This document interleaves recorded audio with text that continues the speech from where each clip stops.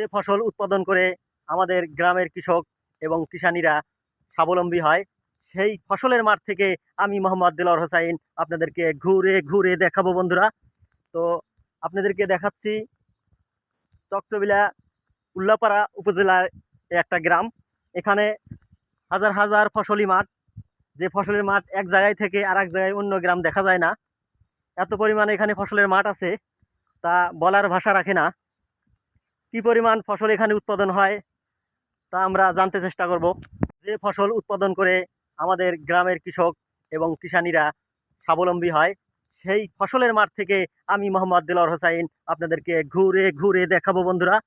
তো আপনাদেরকে দেখাচ্ছি চকচবিলা উল্লাপাড়া উপজেলার একটা গ্রাম।